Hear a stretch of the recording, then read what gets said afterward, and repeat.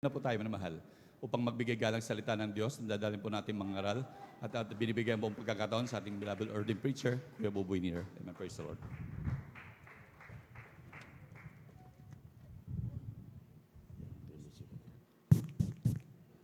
God bless you, brother. Deyo, our beloved elder, let us pray.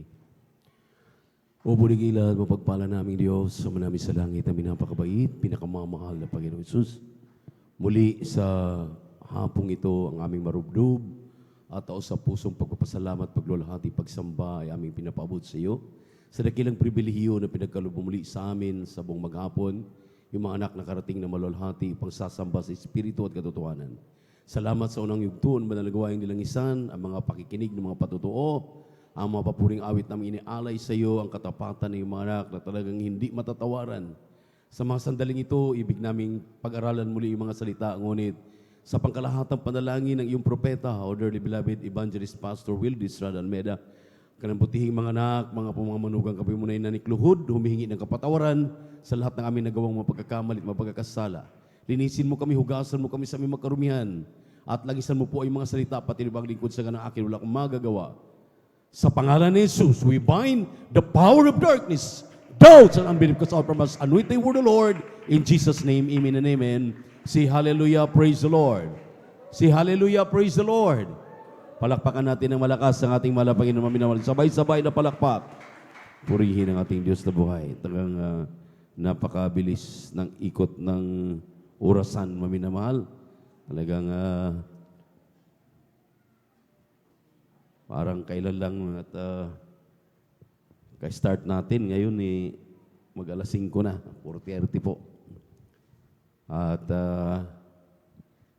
tayo po'y nagagalak na muli ating naibigay ang hapong ito, nakarating kayong maluwalhati para sumamba sa ating mahal na Panginoon sa Espiritu at katotohanan.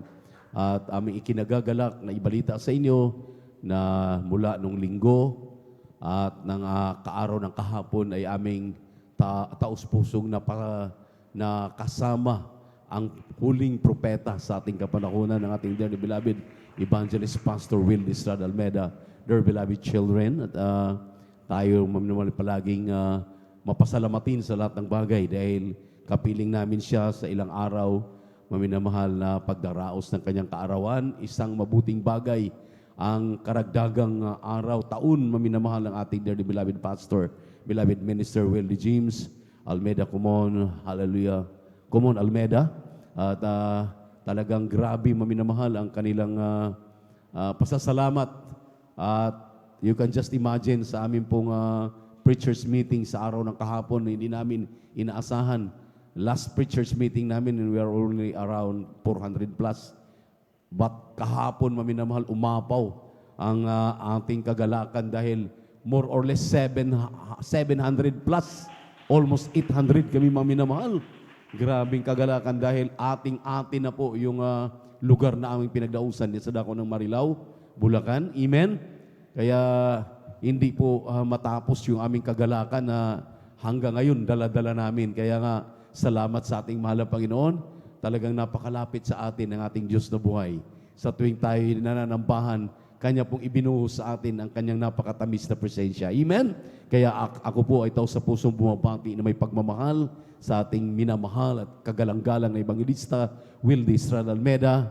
And we always remember and cherish, treasure the blessed memories and teachings ng ating beloved and honorable Assistant Pastor Lina Kumon Almeida. At sa kanilang butihing mga anak, mga apo, mga manugang, sa ating mga pastoral workers, beloved elders of the church, minamahal na mga kapatiran, kung mayroon tayong bisita, welcome po kayo sa midweek service dito sa outreach ng San Carlos City, Pangasinan, especially sa ating webcast viewers sa YouTube at Facebook. Ngunit ang pinakamataas na papuri, pagsamba, ay muli nating pinapabot sa ating nag-isang Diyos, ating napakabait at pinakamamahal na Panginoong Jesucristo. Open your Bible in the book of 1 Samuel, chapter 15, verse 15 up to 26.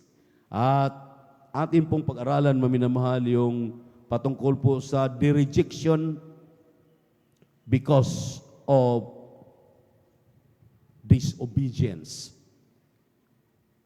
Ating pag-usapan, maminamahal, itong napakahalagang bersikulo na bagamat palagi nating paulit-ulit na pinag-aaralan pero hindi talaga naintindihan ng karamihan.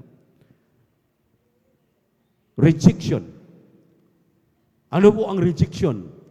Yung ikaw ay aalisin, tatanggalin, o mawawala sa iyo nang dahil sa hindi mo pagsunod because of disobedience. Kindly, pakibasa po ang talata. At pakiplas mamaya ang English. Praise the Lord. Hallelujah. Dito po sa aklat ng unang Samuel, ang kabanata po 15, ang bersikulo po 15 hanggang sa 26. 26. Ganito po ang pagkasabi. At sinabi ni Saul, sila'y dinala mula sa Armalita sapagkat ang bayan ay naligtas ng pinakamabuti sa mga tupa at sa mga baka upang ihain sa Panginoon. Mong Diyos ang natira ay aming lubos na nilipol. Nang magkagayoy sinabi ni Samuel kay Saul, tumigil ka at aking sasaysayin sa iyo kung ano ang sinabi ng Panginoon sa akin ng gabing ito. At sinabi niya sa kaniya, sabihin mo, at sinabi ni Samuel, bagaman ikaw ay maliit, sa iyong sariling paningin, hindi ka ba ginawang pangulo ng mga lipi ng Israel at pinahiran ka ng langis ng Panginoon na maging hari sa Israel sa 18 at sinabi ka at sinugo ka ng Panginoon sa isang paglalakbay at sinabi, ikaw ay yumaon at iyong lubos na lipulin ang mga makasalanang Armalisita at labanan mo sila hanggang sa sila'y malipol. Bakit nga hindi mo sinunod ang tinig ng Panginoon kung hindi ikaw ay dumaluhong sa panamsam at ikaw ay gumawa ng masama sa paningin ng Panginoon? At sinabi ni Saul kay Samuel, oo, aking sinunod ang tinig ng Panginoon at ako yumaon sa daan na pinagsuguan sa akin ng Panginoon at aking dinala si Agag na hari ng Amalek at aking lubos na nilipol ang mga Armalisita. Ngunit ang bayan ay kumuha sa samsam ng mga tupa at mga baka at pinakamabuti sa mga itinalagang bagay upang ihain sa Panginoon mong Diyos sa Gilgal. At sinabi ni Samuel, nagtataglay kaya ang Panginoon ng napakadakilang pagkatuwa sa mga handog na susunugin at sa mga hain na gayan sa pagsunod ng tinig ng Panginoon. Narito, ang pagsunod ay maigi kaysa sa hain at ang pagdinig kaysa sa taba ng mga tupang lalaki. Sa 23, sapagkat ang panghihimagsik ay gaya ng makasalanan ng panghuhula at ang katigasan ng ulo ay gaya ng pagsamba sa mga Diyos-Diyosan at sa mga tirap sapagkat dahil sa iyo'y itinakwil ang salita ng Panginoon ay kaniya namang itinakwil ka upang huwag ka nang maging hari. At sinabi ni Samuel kay Saul, ako'y nagkasala sapagkat ako'y sumalangsang sa utos ng Panginoon at sa iyong mga salita sapagkat ako'y natakot sa bayan at sumunod sa kanilang tinig. Ngayon nga'y isinasamo ko sa iyo, ipatawad mo ang aking kasalanan at bumalik ka uli sa kasama ko upang ako'y sumamba sa Panginoon. Sa 26, at sinabi ni Samuel kay Saul, hindi ako babalik na kasama mo sapagkat iyong itinakwil ang salita ng Panginoon at itinakwil ka ng Panginoon upang huwag ka nang maging hari sa Israel. Pagpalain po ng malapayan ka ng mga salita. Pumalakpak po tayo ng malakas sa ating mahal na Panginoon. Everybody shout, praise the Lord. Nasundan ninyo maminamahal yung tagpo dito sa ating binasang talata dahil maliwanag po na Tagalog yan. At naka-flash na sa ating screen, binasa pa natin. Ito maminamahal. Ang sabi po ng ating binasang talata, si Saul bilang hari, sinabi ng propeta, Saul, anong nangyari sa iyo? Hindi ba maliit ka nung araw? Wala kang kwenta nung araw, ngunit ikaw ay itinaas, ginawa kang hari. Ngayon, inutusan si Saul, maminamahal, na pumunta doon sa Amalisita at lipulin lahat, walang ititira. Pati yung hari, lahat. Huwag silang mag-imbot ng mga bagay na yung ating nabasa na ito ang nagiging malaking kasalanang ginawa ni Haring Saul. Ang sabi rito sa ating binasang talata, maminamahal, napakaliwanag dito. Ang utos ay maliwanag. Aking basahin yung utos, kung ano ang utos. Ating ibalik ang basa dito po sa aklat ng unang Samuel. Ako na lamang po magbabasa. Talatang 15,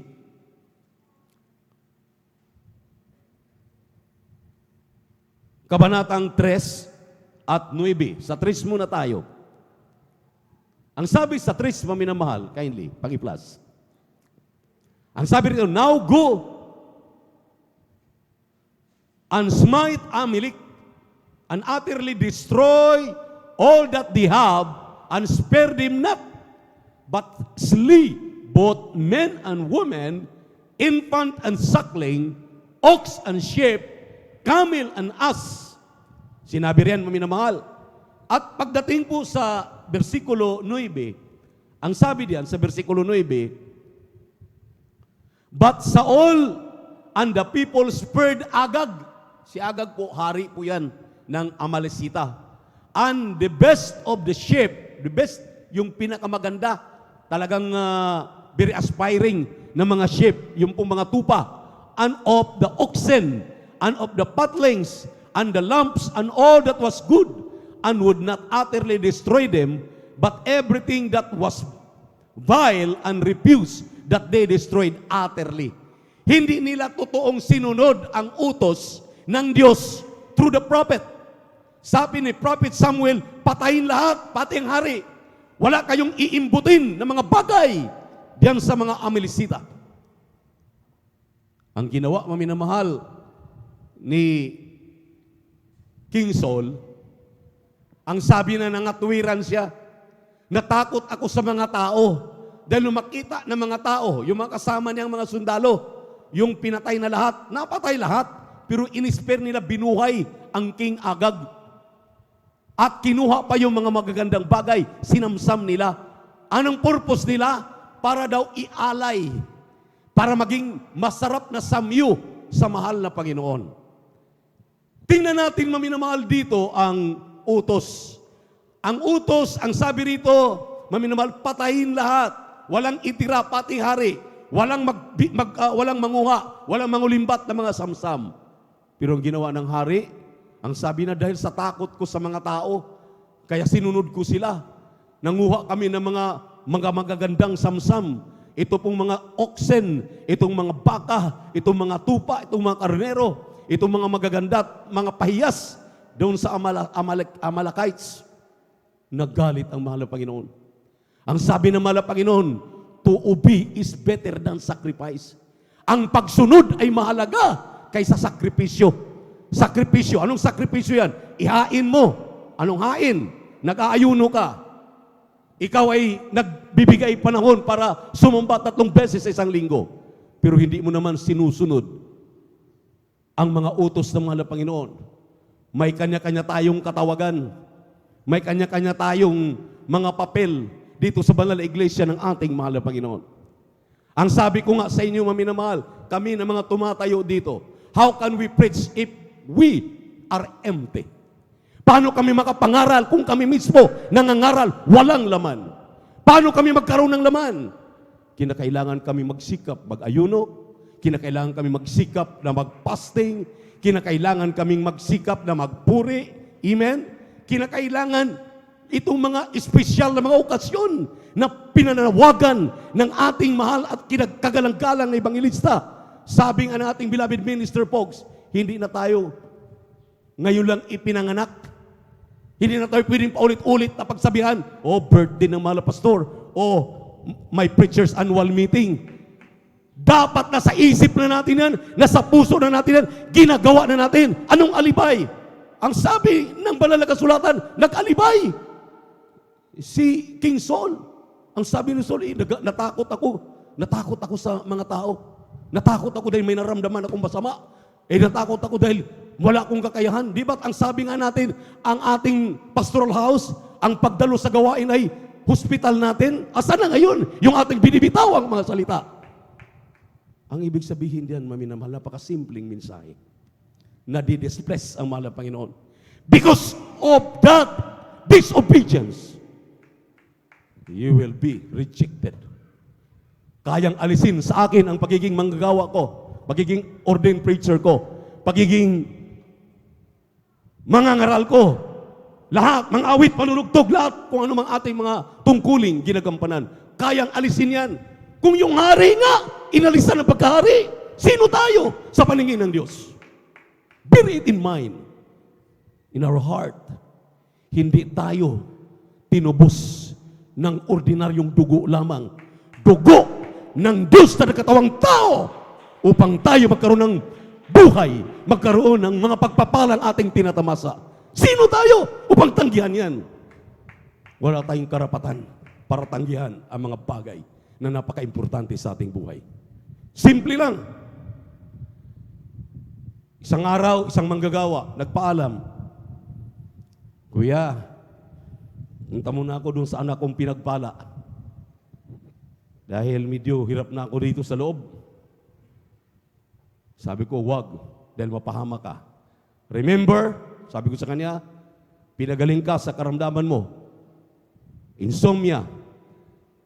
Pinagaling ka sa iyong karamdamang low blood. Pag umalis ka, matental ka, yung ikaw ay makakita doon ng mga bagay na i-offer sa iyo ng anak mo. Matigas ang ulo. Pumunta. Iniwanan ang kanyang tungkulin bilang manggagawa. Pagdating doon, siyempre, kaya nga pumunta doon dahil they are seeking greener pasture. Pagdating doon, maminamahal, binila ng motor, kaya na, yung kanyang tungkulin, magpupuri, manalangin, talagang andun palagi sa gawain tuwing Miyerkules, Biyernes at Linggo, andun na, naghuhugoy-hugoy na, paikot-ikot na sa kanilang mga pinupuntahan. Isang araw, nakamit na accident. Nagbanggaan, binangga siya ng van. Nadala pa sa ospital, pero pagdating sa hospital, binawian ng buhay. Say, mayroon pa ba tayong magagawa? Pagdating na ng tayo'y pinaalalakanan, tayo'y binigyan na ng chastisement. Wala na, maminamahal. Wala na tayong magagawa. Kaya habang may magagawa tayo ngayon, alam natin ang salita ng Diyos, huwag nating apakan ang salita ng Diyos, huwag nating paliwalain ang salita ng Diyos. Namnamin natin, pakaibigin, pahalagahan natin ang mga salitang ito. Sumunod ng tulad ng pagsunod ng isang bata, paminamahal, na kung anong sinasabi ng kanyang mga magulang, sinusunod niya ng walang hesitation. Hindi nag-hesitate, walang pagtanggi. Dahil ang atin pong pagsunod na ito ay hindi pagsunod na ang gantimpala ay baliwala. Gantimpala, maminamahal, na ini mo mawari sa isip mo ang pangako ng mahal na Panginoon, langit at buhay na walang hanggan.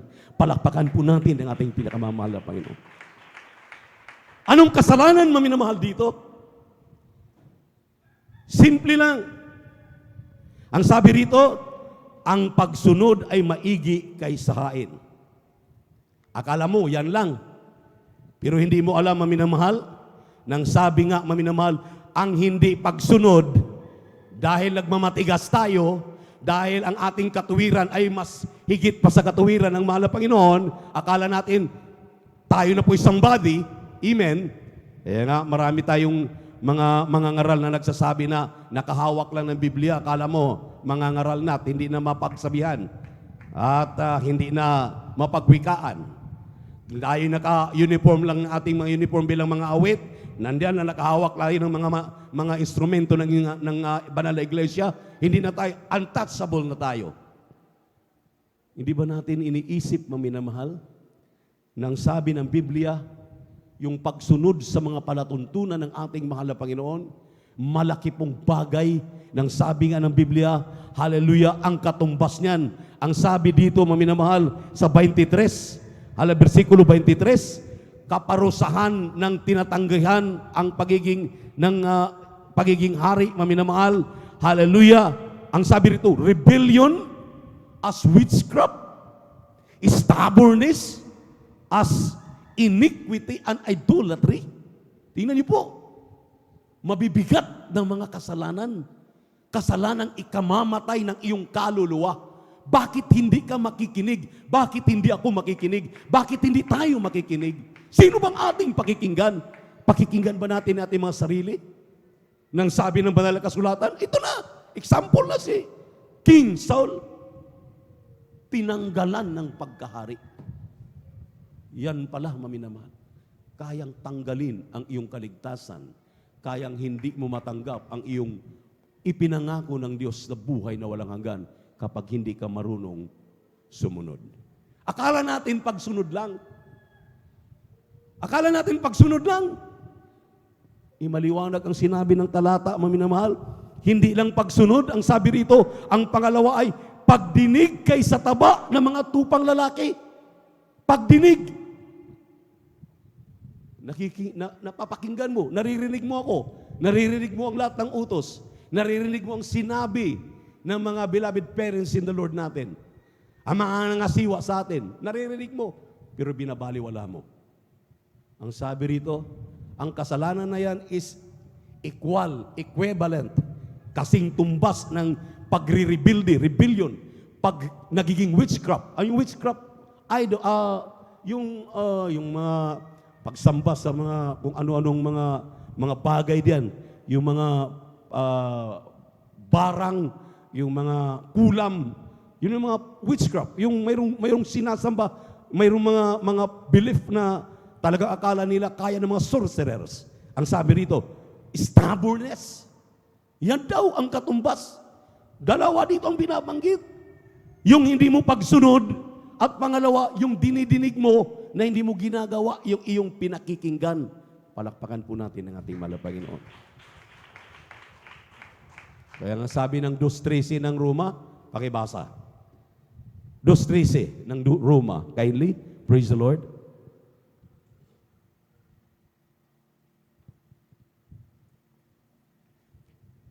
Amen, praise the Lord. Dito po sa Aklat ng Roma, Kapitulo 2, ang talata po ay 13. Ganito po nasasabi, sapagkat hindi ang mga tagapakinig ng kautusan ang siyang mga ganap sa harapan ng Diyos, kundi ang mga nagsisatalima sa kautusan ay aariing mga ganap. Palakpakan natin ang ating mahal na Panginoon. Nakikinig at tinatalima ang kanyang pinakikinggan. Ibig ginagawa. How many times tayong pinangangaralan? How many times tayong kinukurik? How many times sinasabihan tayo? Yet, you do not believe. Ayaw natin. Sinabi lang ng mga elders yan. Sinabi lang ni Kuya Bubu yan. Sinabi na natin, beloved minister, Pogs yan. Sinabi lang ng mahal na pastor, gusto ko Diyos ang magsabi. Tingnan niyo po ang mga katuwiran na yan. Katuwirang mga bulok. Katuwirang mga wala sa hulog, maminamahal. Amen? Amen?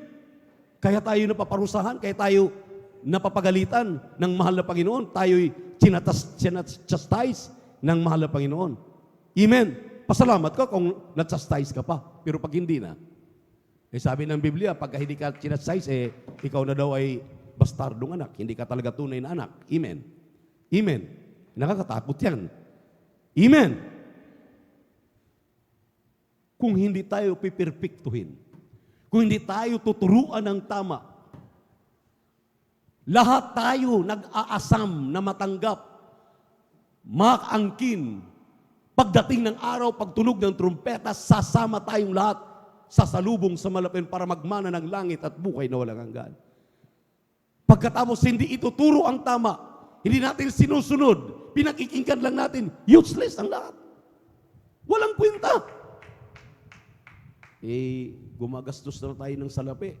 Tuwing Miyerkules, Biyernes at Linggo, ginagawa na natin lahat ng mga mga nararapat nating gawin.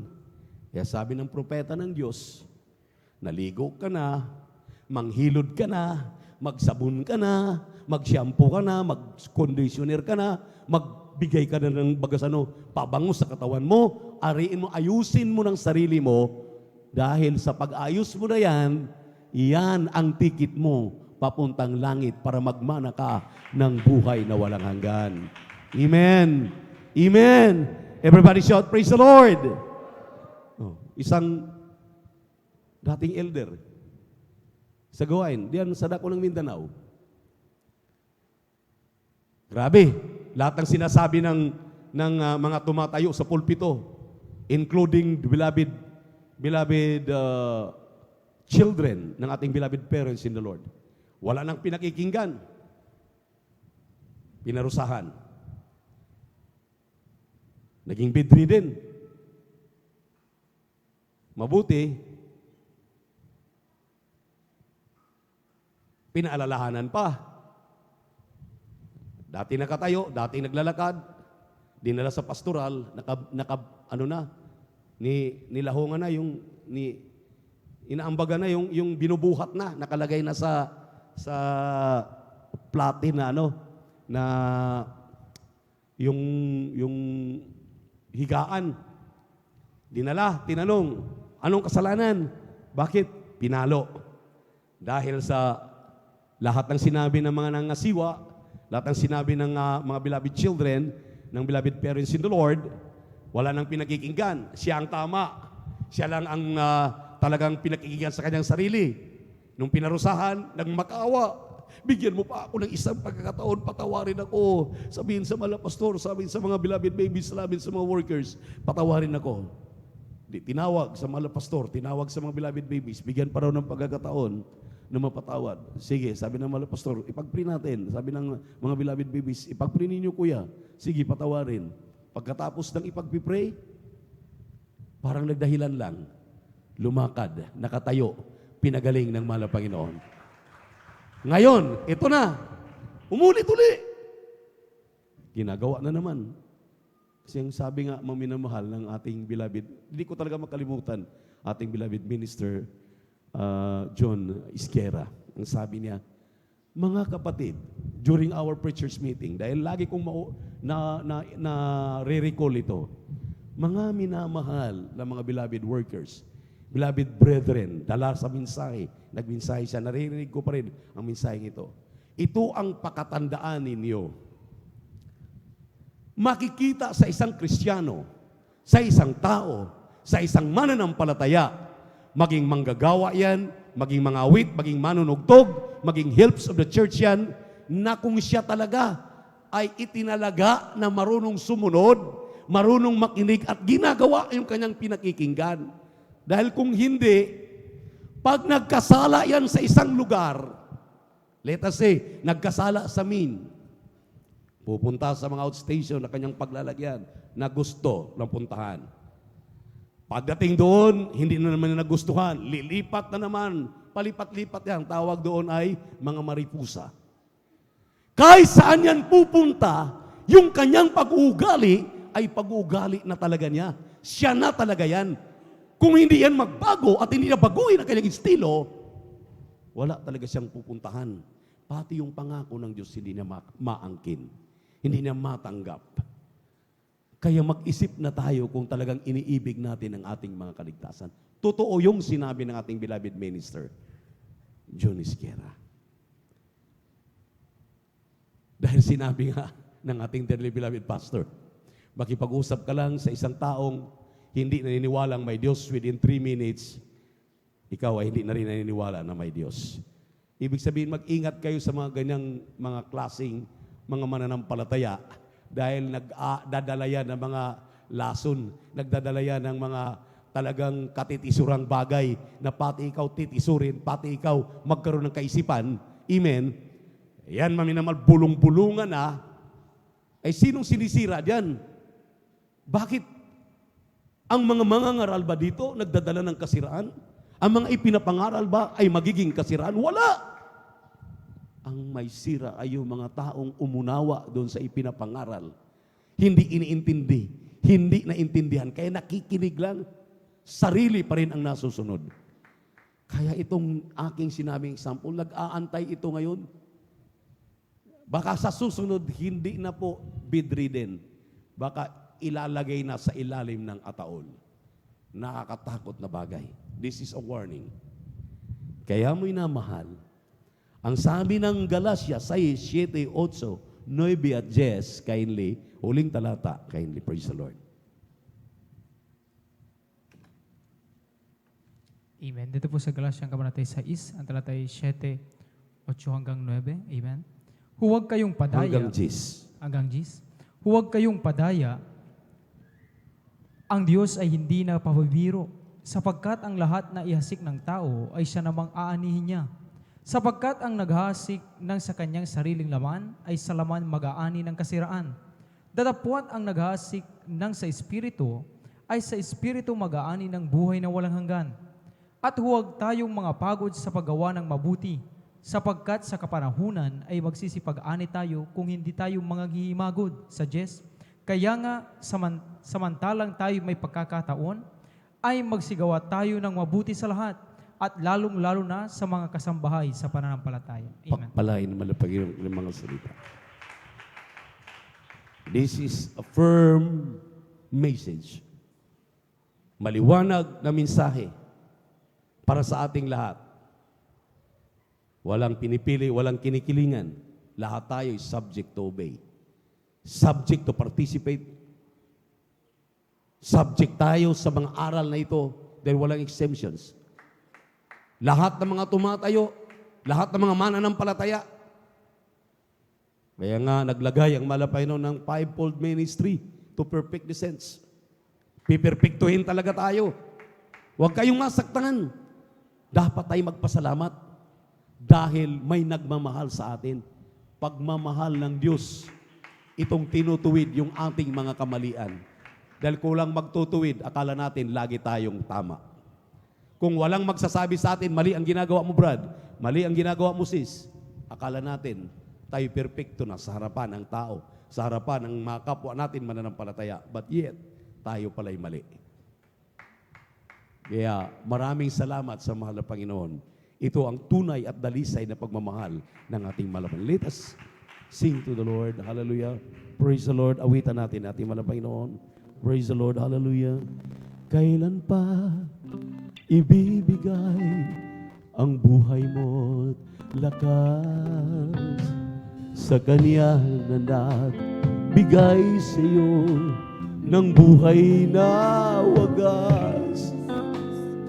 Ang pangalan niyang banal kailan itatalian kung wala ng pagkakataon at huli na ang lahat.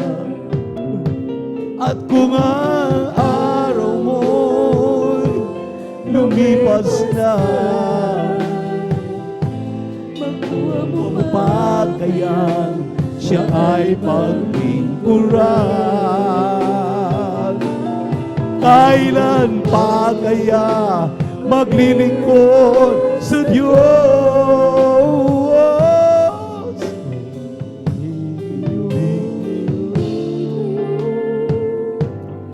Kailan pa? Kailan pa ibibigay ang buhay mo ng lakas sa Kanya na nagabigay sa iyo ng buhay na wagas? Ang pangalan niyang banal kailan itatagyan kung wala ng pagkakataon at huli na ang lahat. Hallelujah, hallelujah, hallelujah. At kung ang araw mo lumipas na, makuha mo pa kaya siya ay paglingkuran? Kailan pa kaya maglilingkod sa Diyos? ngayon, kailan pa. Maminamahal, katulad ng doktor, ang doktor ng mga magagaling ay talagang hindi lamang pagsusuri ang ginagalingan, kundi pati yung kanyang dinudulot ng mga gamot ay para talagang gagaling kanyang pasyente. Ganon din ang mga tunay na mga pastor ng Diyos. Tunay na ibanghilista ng Diyos. Tunay na guro ng Diyos. Tunay na propeta ng Diyos. Tunay na ibanghilista ng Diyos. Itinuturo ang tama. Itinuturo na imulat ang lahat. Dahil ito ay buhay. Ito'y mahalaga. Kung hindi ito totoo, maminamahal, ni isa, wala tayong makitang himala. Ni isa, walang manatili sa atin. Kung hindi totoo, may pruiba, may ebidensya. Sino nagpagaling sa atin? Sino nagpala sa atin? Sino? Hallelujah! Ang mga pagsasabi, lahat tayo may mga nakamtan ng mga himala, mga pagpapalang tinatamasa ngayon. Dahil totoo ang ating napapakinggang mga mensahe. Totoo ang pastor na nangalaga sa atin.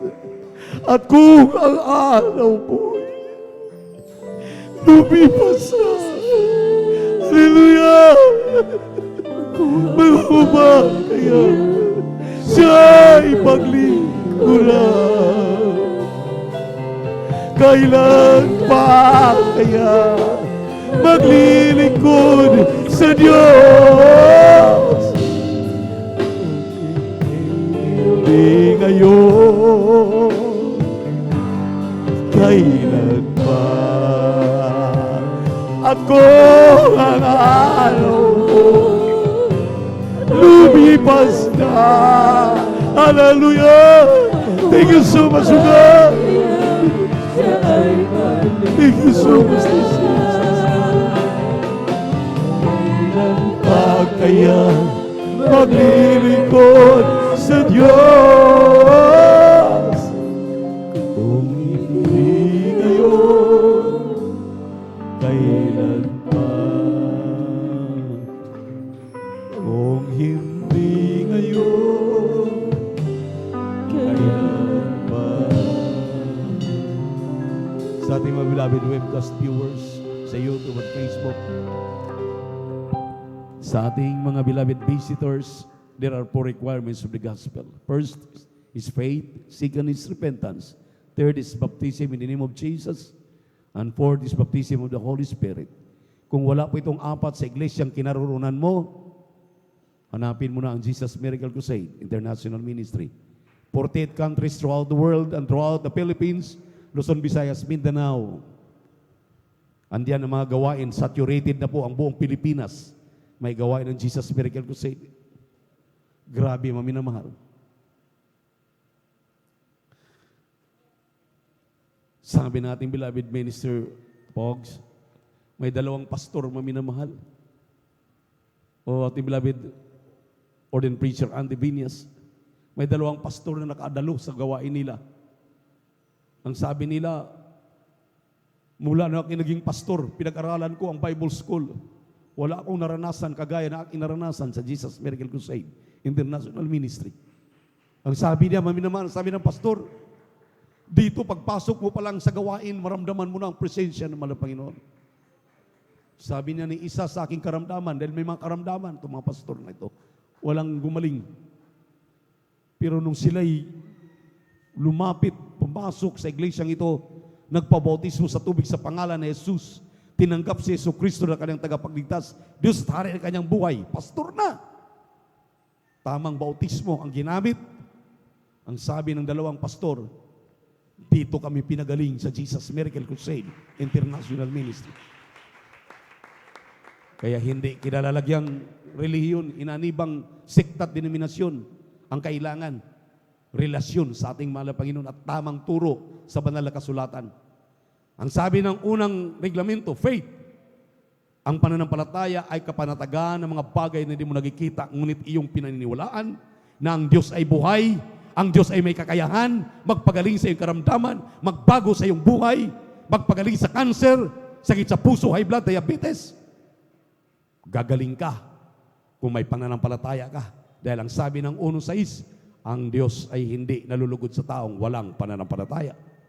Pangalawa, pagsisisi.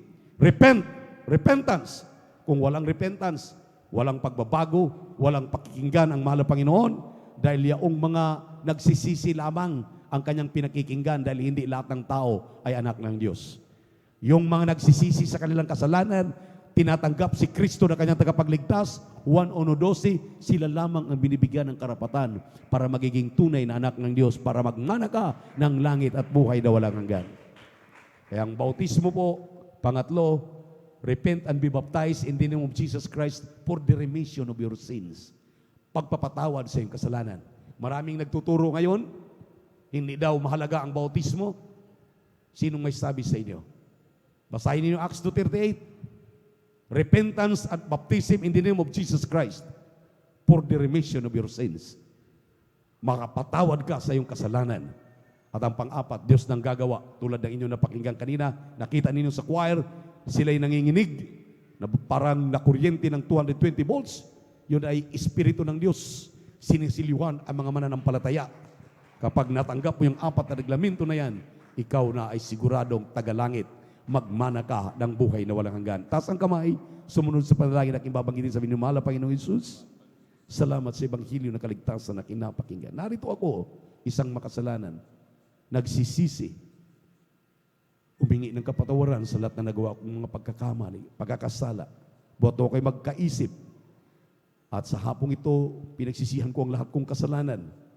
At kinikilala kita, tinatanggap aking Diyos at Hari, Panginoong Jesucristo sa aking buhay. Gawin pong tunay na Kristiyano sa gawat katotohanan. Sa pangalan ni Jesus.